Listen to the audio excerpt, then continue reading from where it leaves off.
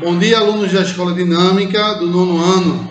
Hoje iniciaremos nosso capítulo 3 do livro, falando sobre o continente europeu. A partir de agora, nós vamos trabalhar dentro da geografia do 9º ano todos os continentes, os aspectos naturais, físicos, políticos, econômicos e sociais de cada continente. Vamos iniciar com o continente europeu, já que é um continente considerado um continente mãe, que deu origem aos outros continentes do planeta a partir dos processos migratórios.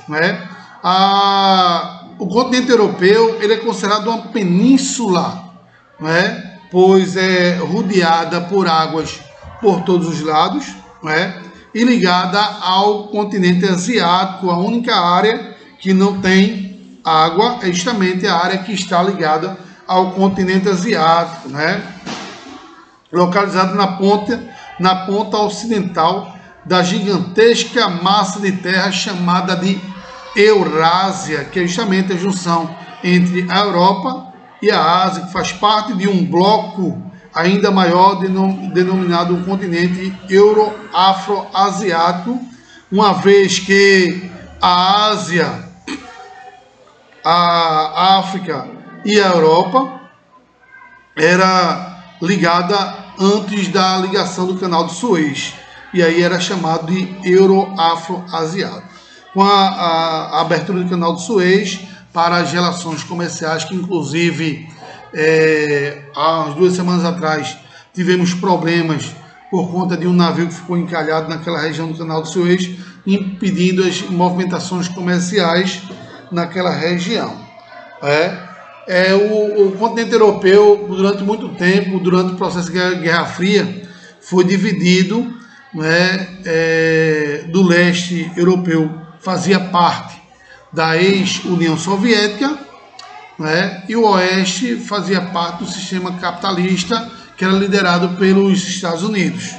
Tanto é que hoje a porção que compreendia o leste europeu é a parte pobre da Europa, ali onde está localizado a Ucrânia, onde está localizada a Romênia, Moldávia, Uzbequistão, República Tcheca, Eslováquia, tudo isso aí compreende a porção pobre da Europa, porque passou muito tempo sobre o regime político do socialismo, que a partir de 1989 esse regime começou a cair, devido à pressão populacional no governo de Mikhail Gorbachev, na ex-União Soviética, que chegou ao fim e teve como marco principal a derrubada do Muro de Berlim, que dividia a Alemanha em Alemanha Oriental e Alemanha Ocidental. Em virtude das suas características históricas, sociais e políticas, a Europa apresenta profundas diferenças entre o bloco de terras da Eurásia, constituídos, portanto, em um continente singular. Territorialmente, os montes Urais e as cordilheiras do Cáucaso, o Mar Morto e o Cáspio foram estabelecidos como os limites físicos da separação entre o continente europeu e asiático, como vemos no mapa anterior. Inaugurado em 17 de novembro de 1869, localizado no Egito, entre o Mar Mediterrâneo e o Mar Vermelho, o Canal de Suez trouxe significativo benefício à navegação mundial. Graças a ele, as embarcações europeias encurtam os percursos que chegam até a Ásia sem necessidade de navegar a costa ocidental africana, e isso acaba de certa forma barateando o processo de translado de mercadoria entre a Europa, o lado oeste europeu, até as regiões da Ásia, através do Canal de Suez. Essas diferenças humanas que distinguem a Europa do restante da Eurásia são resultados de um longo processo de construção histórica e remota à antiguidade clássica greco-romana. Roma, herdeira da cultura grega, foi responsável por dar início ao processo da união política do continente e, junto ao cristianismo católico, foi responsável por construir o sentimento de unidade entre os povos da península que sobreviveu mesmo com a fragmentação do feudalismo. Contudo, essa unidade nunca foi homogênea. Conflitos e choques de interesse levantaram a Europa a vivenciar as cisões do leste e oeste, como a divisão entre o Ocidente católico e o Oriente ortodoxo. Posteriormente, entre o capitalismo e o socialismo, reproduzindo a mesma divisão espacial entre o norte protestante, próspero industrial, e o sul católico rural e arrasado. A Europa, berço da modernidade, ciência e do pensamento progressista, foi protagonista do desenvolvimento da revolução de todos os campos sociais. O renascimento artístico e cultural colocou o ser humano e a razão no centro do universo, dando aí a Europa com uma visão eurocentrista, ou seja, a Europa sendo o centro do globo terrestre. O Iluminismo lançou as bases do Estado-nação e a modernidade. Na sequência, a Revolução Gloriosa na Inglaterra e Francesa lançaram as bases do industrialismo e do liberalismo, que posteriormente espalhava-se pela Europa e por todo o planeta. O Iluminismo é um movimento de caráter cultural, movido pela elite europeia durante o século XVIII, conhecido também como o século das luzes.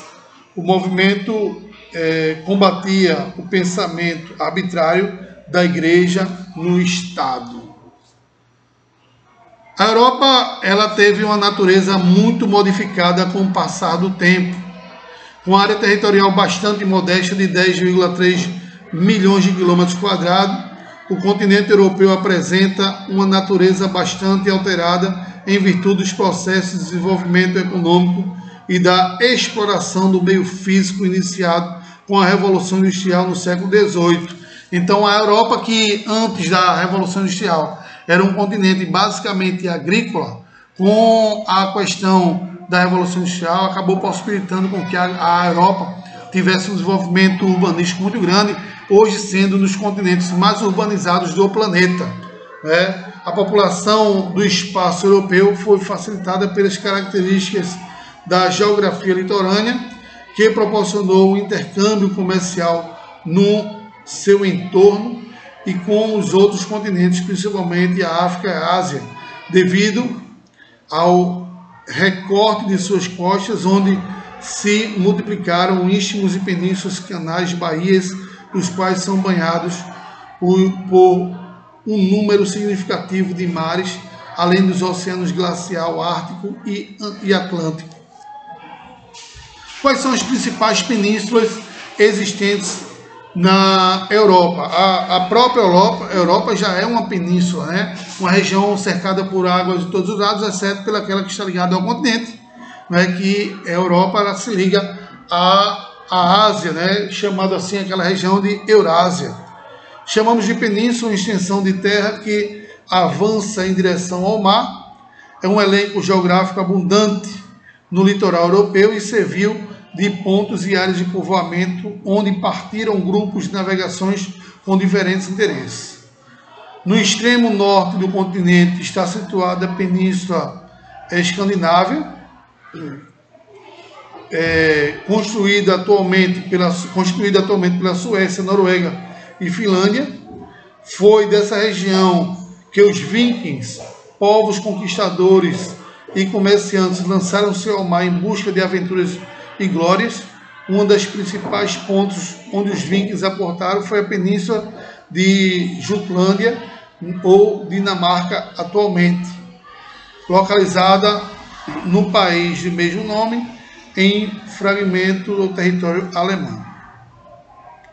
Ao sul do continente localiza a Península Itálica, que é em forma de uma bota, o país da Itália em forma de uma bota, por isso considerado uma península, cercada de água por todos os lados, e aí liga-se a parte superior da bota ao continente europeu. em que encontram-se cidades e estados como Gênova e Veneza, e de onde partiam diversos navios, promovendo um intenso intercâmbio comercial com o Oriente. Também ao sul está a Península Balcânica, importante elo entre o Ocidente e o Oriente. Para nós brasileiros, a Península Europeia mais importante do ponto de vista histórico é a Ibérica, pois foi dessa região que partiram os conquistadores portugueses, que utilizavam junto aos espanhóis para integrar a vasta região do planeta a partir das grandes navegações. Os mares, oceanos e ilhas existentes no continente europeu. A Europa banhada pelos mares Negros, Cáspio, Mediterrâneo, entre o sudeste e o sul do continente, pelos mares do norte, o Báltico, e ao norte, pelo Oceano Atlântico ao leste. Quase todo integrado aos canais estreitos, as águas salgadas que controlam a Península Europeia foram, ao longo da história, a via de ligação entre diversos povos que habitavam e que também utilizavam como fonte de desenvolvimento a partir da pesca e do comércio, mais recentemente para a produção de energia. Historicamente ligada aos mares e oceanos que circulam, a população europeia produziu várias cidades portuárias e industriais, que foram bastante importantes para o crescimento econômico do continente. Alguns dos exemplos significativos, como os mares e oceanos, foram fundamentais nos desenvolvimentos continental, são as cidades de Lisboa, em Portugal, Roterdã e Antuérpia, nos Países Baixos, Helsinki, na Finlândia, e Gênova, na Itália. Não menos importante para o desenvolvimento regional do que as áreas continentais, as inúmeras ilhas serviam de pontos estratégicos para a integração econômica e cultural da Europa. Muitas dessas ilhas, alguns arquipélagos, atualmente são países independentes, como exemplo, a Islândia, do Chipre, de Malta, da Irlanda, além dos arquipélagos da Grã-Bretanha, constituídos da Inglaterra, da Escócia, do País de Gales e da Irlanda do Norte. Então, essas são as principais ilhas que se tem no continente europeu. Outras ilhas fazem parte do território de alguns países, como por exemplo Sicília, Sardenha, e fazem parte da Itália, Creta, incluída no estado grego, Córcegas no estado francês, o arquipélago de Açores, pertencente a Portugal, e as ilhas do Canal da Mancha, que fazem parte do Reino Unido, e as Ilhas Canárias e Balcânicas são de domínio espanhol. Vamos falar agora um pouco sobre o relevo europeu. A Europa ela apresenta no seu território áreas com uma antiguidade geológica muito grande, e áreas com uma jovialidade, digamos assim, geológica também. E isso proporciona com que boa parte do território europeu seja constituído por planícies por conta dessa antiguidade geológica, e as áreas mais jovens constituídas por grandes elevações, como os Montes Urais, que fazem limites com a própria Ásia, o Cáucaso faz limite ali com a porção do Mar Negro e também a porção sul da Ásia, os Alpes escandinavos, lá no norte da Europa, onde faz limite ali com o Oceano Glacial Ártico, e no sul, banhado pelo Mar Mediterrâneo, eu vou ter aí os Alpes e os Carpatos, essa área aí com grandes elevações superiores a 1000 metros de altitude. Então o aluno pergunta: professor, por que as áreas mais baixas têm a ver com uma grande antiguidade geológica? Simples, por conta das áreas as áreas mais antigas têm o que? Uma placa tectônica extremamente consolidada, o que consequentemente não acaba originando aí nessas áreas das planícies samânticas, por exemplo, no Planalto Central da Rússia e no Planalto de Volga. Essas áreas aí vai apresentar uma antiguidade muito grande, onde não vai ter choques de placas tectônicas, que consequentemente não vai promover o soerguimento de cadeias de montanhas, porque o que promove o soerguimento das cadeias de montanhas é justamente a movimentação das placas tectônicas através dos choques de placa e, consequentemente, o soerguimento dessas áreas. E aí, consequentemente, acaba, de certa forma, fazendo com que, como essa área antiga não tendo choque de placa tectônica, eu vou ter aí a atuação apenas das forças exógenas. O que são forças exógenas? São forças modeladoras do relevo, que são aí os ventos, chuvas, intemperismo físico e químico, que por sua vez acaba deixando o relevo mais rebaixado. Diferentemente, por exemplo, dos Alpes escandinavos e dos montes Urais, onde eu vou ter uma idade geológica um tanto quanto mais recente, datado do período início do período Cenozoico, né, e também Jurássico, faz com que essas áreas ainda apresentem uma grande atividade sísmica, com grandes concentrações de vulcões e terremotos, como por exemplo ali na região da Península Itálica, né, é uma área que tem uma grande movimentação sísmica, que ocorre terremotos na região dos Montes Urais também, próximo ali à Mongólia, já na Ásia, né, são áreas de grandes atividades sísmicas, e aí consequentemente eu vou ter aí um relevo extremamente alto nessas áreas onde eu vou ter uma idade geológica mais recente. O relevo do continente europeu é caracterizado por antagonismo, que colocam-se ao lado das áreas baixas e elevadas. Cadeias de montanhas com altitudes que têm médias em torno de 400 metros. O ponto mais alto da Europa é o Monte Elbrus, na Rússia, cuja sua altitude é de 5.642 metros. O Monte Elbrus era bem próximo da Ásia e foi um dia um gigantesco vulcão que dominou a região por milhões de anos. Hoje, o vulcão extinto não causa mais perigo, mas a montanha majestosa formada a partir da erosão do extinto estratovulcão reina como um ponto culminante do velho continente, que é localizado no Cáucaso, que é considerado um ponto divisório entre a Ásia e a Europa. O Monte Elbrus está longe de alcançar as mais altas montanhas do mundo, como o Everest, mas a sua importância marca a paisagem russa mais ocidente do território. No espaço europeu predominam as planícies localizadas amplamente na região do centro-ocidental, como eu falei para vocês, na área ali onde eu tenho o Planalto da Volga, o Planalto Centro-Russo, e o Planalto de Valdka e as planícies samânticas.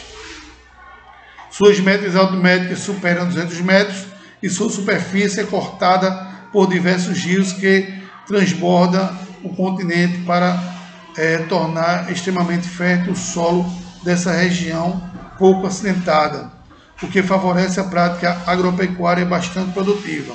Então, justamente nessas áreas mais centrais da Europa, onde eu tenho o desenvolvimento da agricultura.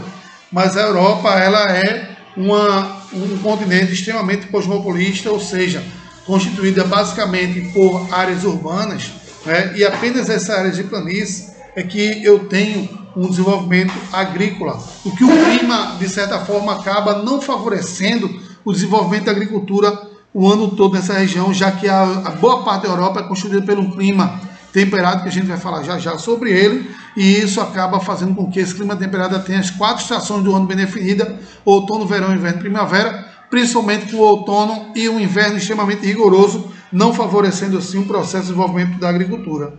Nessas áreas, os rios, como o Danúbio, são intensamente navegados, servindo como elo de comunicação e circulação de pessoas e mercadorias.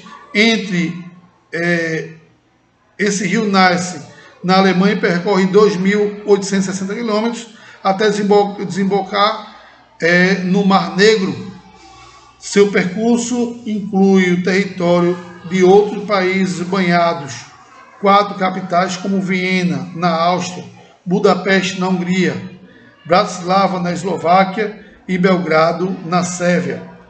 O rio Danúbio é o principal via de ligação entre a porção central da Europa e os portos localizados no Mar Negro, onde as embarcações deslocam-se para o Mar Mediterrâneo. Então, o rio Danúbio é a principal via de transportes fluviais na Europa, já que ela passa praticamente por 4 capitais. Não são só esses rios importantes na Europa, mas existem também outros rios, também como o rio Sena, o rio Roterdã, o rio Tejo, o rio Volga, o Ômega, entre outros centenas de rios. Porém, o Danúbio é um dos principais por conta da grande quantidade de capitais que eles cortam. Na porção mediterrânea, localizada ao sul, encontra-se algumas das regiões mais elevadas do continente europeu e uma série de montanhas, como de Pirineus e os Alpes e os Carpatos e o Cáucaso. Essa região surge importantes rios, como o Ródano, que nasce nos Alpes Suíços e desemboca no litoral mediterrâneo da França, sendo de difícil navegação. Esse rio teve o leito estabilizado a partir de 1948, quando o governo francês iniciou a construção de uma série de barragens e canais com o intuito de facilitar a navegação e gerar eletricidade, fazendo com que o Ródano seja atualmente a ligação entre várias cidades francesas e o Porto de Marselha, em Sète, na França, além de Gênova, na Itália, Barcelona e na Espanha. Ao sul das importantes áreas montanhosas encontramos outras regiões bastante elevadas, denominadas as montanhas mediterrâneas. Dentre eles podemos destacar os Montes Apeninos, na Itália, os Alpes dinamarcos e os Balcãs, que se estendem sobre o território da Albânia, Sérvia, Bósnia-Herzegovina, Croácia e Grécia. Essas áreas elevadas são localizadas de nascimento do rio Pó, na Itália, ex-circulação da região mais industrializada do país, fato que torna suas águas poluídas, principalmente por detritos industriais, já que esse rio, ela corta uma ligação extremamente desenvolvida e de concentração industrial, que acaba gerando a liberação de resíduos sobre esse rio, fazendo ele se tornar um dos mais poluídos da porção europeia. Na porção norte da Europa, a altitude relativamente baixa possibilita uma hidrografia abundante, com rios de pouca inclinação, amplamente utilizados para a geração de energia e circulação de mercadorias, pessoas e serviços. Apesar de a gente estar falando aqui de geração de energia por boa parte de rios europeus, a energia europeia majoritariamente não é uma energia gerada a partir da água, na realidade. A hidrelétrica não é a principal fonte de energia primária na Europa, e sim o carvão mineral. O carvão mineral é a principal fonte de energia europeu. Nessa região predomina, podemos destacar o rio Reno, que nasce nos Alpes da Suíça e deságua no Mar do Norte. Esse rio, que é fronteira entre França e Alemanha, atravessa as áreas mais densamente povoadas da Europa, já que serve como gerador de eletricidade e via de circulação de matérias-primas e mercadorias para as áreas que foram o berço da Revolução Industrial naquele país. Outros importantes rios na Europa são o rio Tâmisa, que corta Londres, na Inglaterra, e o Sena, que banha Paris, na França. Este território, onde teve início a industrialização, passamos por vários anos contaminados por detritos industriais. No entanto, no final do século XX, a partir do esforço estatal, foram completamente descontaminados. O Volga é o mais extenso do rio da Europa.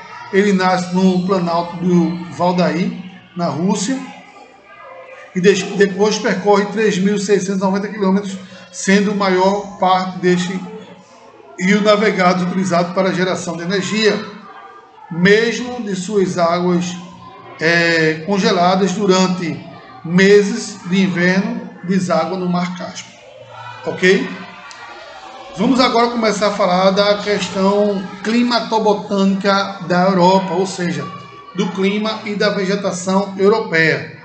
A Europa ela é cortada pelo Trópico de Câncer ao sul e o Círculo Polar Ártico ao norte. Isso possibilita com que a maioria do clima europeu é considerado um clima predominantemente temperado, né? No norte da Europa, aí eu vou ter um clima polar, né, com frio intenso, temperaturas muito reduzidas durante o ano todo. Localizado entre o Trópico de Câncer e o Polo Norte, o continente europeu abriga ambientes onde predomina um clima frio e ameno, justamente a outros elementos naturais que desenvolveram a formação vegetal com baixa diversidade de espécies. É sempre bom salientar e relacionar o clima com a vegetação, porque a vegetação é considerada o espelho do clima. Cada tipo de clima de uma região vamos encontrar um tipo de vegetação específica para aquele clima. Não é por isso que a vegetação é considerado o espelho do clima. Tendo na Europa a maior floresta homogênea do mundo, uma parte dela, né, que é a floresta boreal, que ela passa ali logo abaixo do Círculo Polar Ártico, composta basicamente por árvores formadas por pinheiros de folhagem aciculifoliadas, ou seja, em forma de agulhas, para evitar o contato com ar frio durante o período de inverno e outono, já que essa área ela é muito fria, que está localizada logo abaixo do Círculo Polar Ártico. E aí eu vou ter essa floresta também chamada de taiga ou floresta boreal, não é? Uma vegetação extremamente homogênea, composta apenas por uma única espécie vegetal, que são os pinheiros, não é? Então, entretanto, esses ambientes são importantes, explorados para o turismo, que atualmente atrai mais de 500 milhões de pessoas e contribui significativamente para o PIB do continente de alguns países, pela profunda utilização dos recursos vegetais e minerais ao longo do processo de industrialização e urbanização, o principal pela Revolução Industrial. Falar um pouco sobre o clima europeu. O clima europeu, como eu falei para vocês, a Europa ela é cortada por dois paralelos, o Círculo Polar Ártico no extremo norte e o Trópico de Câncer. Isso proporciona com que a Europa ela apresente basicamente 7 climas diferenciados, que é o clima polar, o frio, o temperado, o subtropical, o mediterrâneo, o frio de montanhas e o semiárido. O clima polar ele está localizado no extremo norte do continente europeu, né, logo acima do oceano do Círculo Polar Ártico, né, com temperaturas muito reduzidas, podendo chegar até menos 60 graus durante o inverno, né, onde nesse clima frio polar aí eu vou ter uma vegetação denominada de tundra. Essa tundra ela é composta por líquens e musgos, não é uma vegetação rasteira de pequeno porte, que serve como alimento para os alces, que são animais endêmicos da região. Quando eu falo animal endêmico, é porque só existe naquela região do mundo. Você jamais vai encontrar um alce naturalmente pastando na natureza na região do sertão nordestino. Você não vai ter.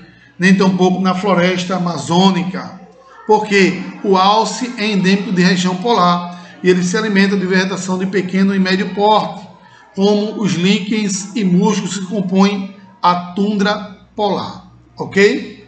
Então, está localizado na região do norte da Rússia, na Europa, esse tipo de clima.